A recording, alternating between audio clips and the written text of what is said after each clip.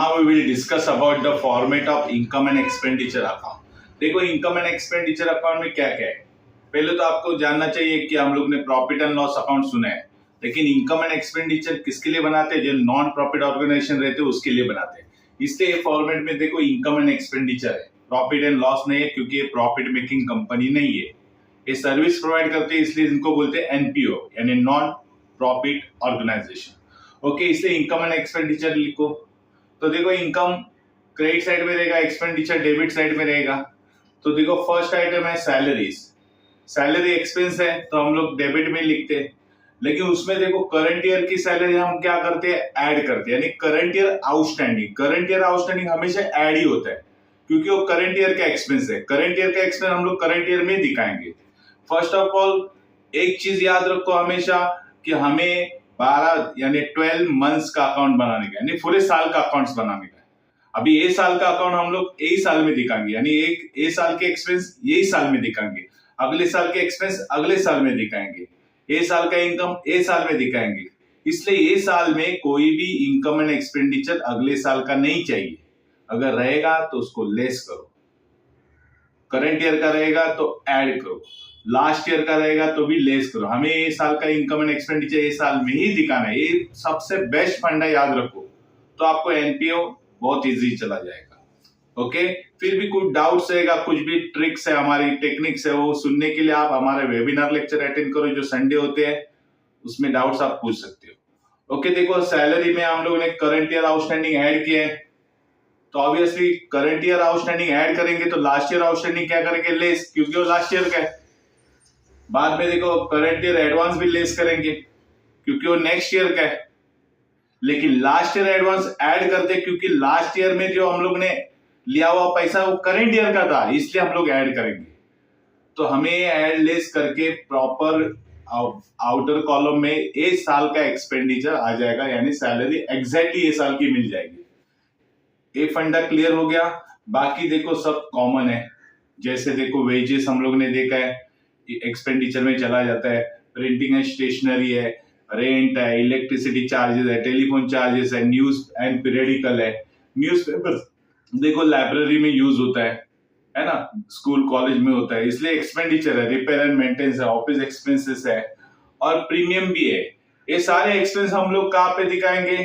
Definitely debit side में दिखाएंगे। और भी एक्सपेंसेस देखो कौन कौन से है। इंश्योरेंस प्रीमियम है, मेडिसिन है ना। अभी मेडिसिन भी कभी कभी यूज होते हैं, किधर कोई एनजीओ रहेगी उसमें रहेगा। ओके, मिसलेनियस एक्सपेंसेस है, छोटे छोटे एक्सपेंस है, लेक्चर्स फीस है ना। कॉलेज स्कूल में लेक्चर्स होते हैं तो उसकी फीस भी एक्सपेंडिचर ही है, क्योंकि वो भी एनपीओ में आते हैं।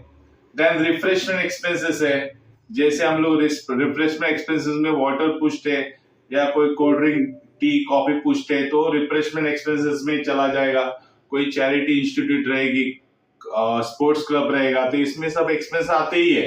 डेप्रिसिएशन ऑन असेट तो लॉस है तो डेबिट में चला जाएगा। बैड डेब्ट्स है, ग्राउंड एक्सपेंस है, टेनिस एक्सपेंस है जो स्पोर्ट्स में खेला जाता है, बिलियर्ड एक्सपेंस है जो क्लब में देखो स्नूकर करके बिलियर्ड बोर्ड रहते हैं उसके ऊपर स्पोर्ट्स खेलते हैं, तो भी एक्सपेंसेस है। बिलियर्ड बार एक्सपेंस में देखो टी कॉफी बार आता है, मिल्क बार आता है, ऐसे कैंटीन के एक्सपेंसेस को बार एक्सपेंस बोलते हैं। बाद में गार्डनिंग है, जैसे स्कूल कॉलेज में देखो गार्डन्स रहते हैं, है ना, तो गार्डनिंग का भी एक्सपेंसेस ही है। एनुअल डिनर होता है, क्लब स्पोर्ट्स में देखो साल में डिनर होता है, तो उसका भी एक्सपेंसेस आएगा। Loss on sale of old asset, हम लोग ओल्ड एसेट बेचते तो लॉस हो जाता है तो डेबिट में आ जाए, एक्सपेंडिचर में चला जाता है। देन देखो ड्रामा भी होता है कॉलेज और स्कूल में, उसका भी एक्सपेंस आता है। ओके, अभी ये सारे एक्सपेंडिचर है हम लोग डेबिट में लिखेंगे तो बहुत इजी है, इसमें कुछ डिफिकल्टीज नहीं है। लेकिन क्रेडिट साइड में देखो क्या आता है, तो क्रेडिट साइड में आता है देखो सब्सक्रिप्शन। तो सब्सक्रिप्शन हमेशा कहाँ पे आएगा? क्रेडिट साइड में आएगा। तो सब्सक्रिप्शन यानी इनकम, और ये जनरल इनकम है इसलिए क्रेडिट में चला जाएगा। सब्सक्रिप्शन में भी सेम हम लोग करंट ईयर का आउटस्टैंडिंग क्या करेंगे? ऐड करेंगे। लास्ट ईयर का आउटस्टैंडिंग क्या करेंगे? लेस करेंगे। जो फंड है वही याद रखो, हम लोग को करंट ईयर का करंट ईयर में ही दिखाने का है, लास्ट ईयर का करंट ईयर में नहीं दिखाने का है, इसलिए हम लोग वो लेस करते हैं। क्योंकि रिसीव करते समय कभी कभी लास्ट ईयर का इनकम भी आ जाता है, तो वो इनकम एंड एक्सपेंडिचर में नहीं दिखाने का। हम लोगों को कभी कभी फीस रहती है, लास्ट ईयर के अभी आते हैं, कोई लोग एडवांस देते हैं, है ना, करंट ईयर में, तो वो सब लेस करो। इसलिए लास्ट ईयर आउटस्टैंडिंग देखो लेस करो, करंट ईयर एडवांस रहेगा तो भी लेस होएगा, है ना।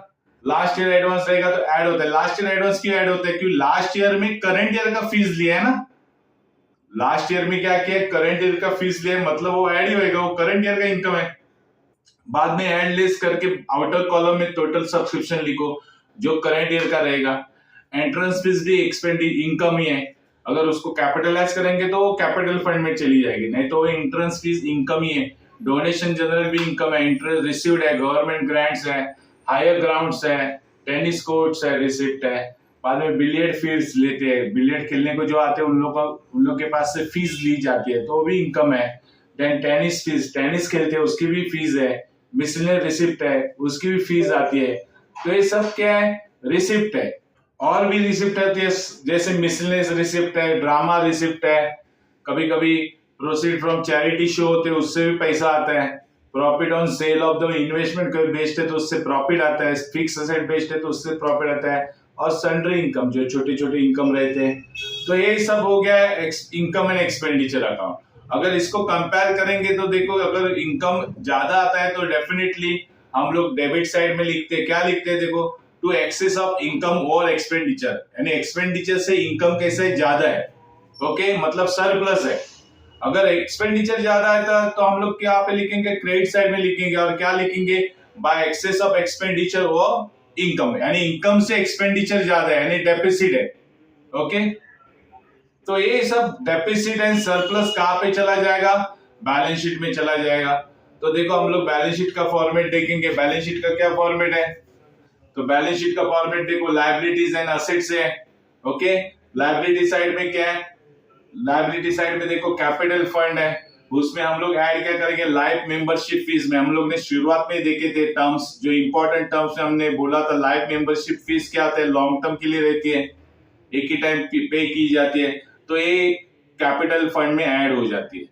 एंट्रेंस फीस अगर हम लोग कैपिटलाइज करते हैं, एंट्रेंस फीस को हम लोग कैपिटलाइज करेंगे तो कैपिटल में ऐड हो जाएगी।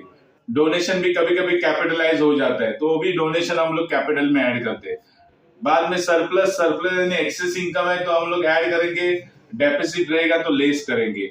अभी इसको ऐड लेस करके आउटर कॉलम में क्या आने वाला है, नेट कैपिटल फंड आ जाएगा, ओके। देन बिल्डिंग फंड है, एंडोमेंट फंड है, टूर्नामेंट फंड है, चैरिटी फंड। ये देखो, ये जो फंड्स है ना, स्पेसिफिक फंड है, यानी बिल्डिंग का फंड बिल्डिंग बनाने के लिए, रिपेयर करने के लिए, यानी स्पेसिफिक फंड है ना। तो स्पेसिफिक फंड किसके लिए बना है, स्पेसिफिक लायबिलिटी के लिए, ओके। तो ये लायबिलिटी साइड्स में चली जाएगी।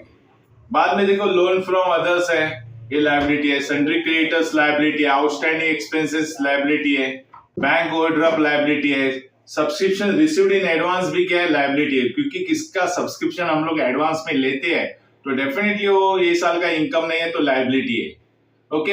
ये सब लायबिलिटी होने के बाद देखो हम लोग असेट्स देखेंगे। असेट्स में क्या क्या दिया है देखो, पहला फर्नीचर्स है, मोटर व्हीकल है, बिल्डिंग है, ग्राउंड्स रहते हैं स्पोर्ट्स में, कंप्यूटर्स है, इन्वेस्टमेंट है, बुक्स है, स्पोर्ट्स मटेरियल है, डेटर्स है। तो ये देखो ये सब असेट्स है, हम लोग ने पहले भी देखे हैं। बाद में stock of inventory, okay, stationery का स्टॉक रहता है, बुक्स का स्टॉक रहता है, कैश इन हैंड है, कैश एट बैंक है, ये सब असेट्स है। आउटस्टैंडिंग सब्सक्रिप्शन यानी पैसा आने का बाकी है, किसी का फीस आने का बाकी है तो हमारा असेट्स होता है। आउटस्टैंडिंग इनकम, कोई इनकम आने का बाकी है तो हमारा असेट्स होता है। बाद में प्रीपेड एक्सपेंस, प्रीपेड एक्सपेंस मतलब हम लोग ने एडवांस में पैसा पे किया है तो ऑब्वियसली वो असेट्स ही है। अगर हम लोग एडवांस में लेते हैं तो लायबिलिटी होता है, तो एडवांस में देंगे तो क्या रहेगा, असेट रहेगा। तो ये सब लायबिलिटी एंड असेट्स है। ये था फॉर्मेट एनपीओ का। दो ही फॉर्मेट है इसमें, एक है income and expenditure and balance sheet. अगर चाहे तो आप इसको अच्छी तरह बायट कीजिए, प्रैक्टिस कीजिए रिटर्न में, क्योंकि ये फॉर्मेट का सपोर्ट लेके हम लोग को आगे के क्वेश्चन सॉल्व करने के।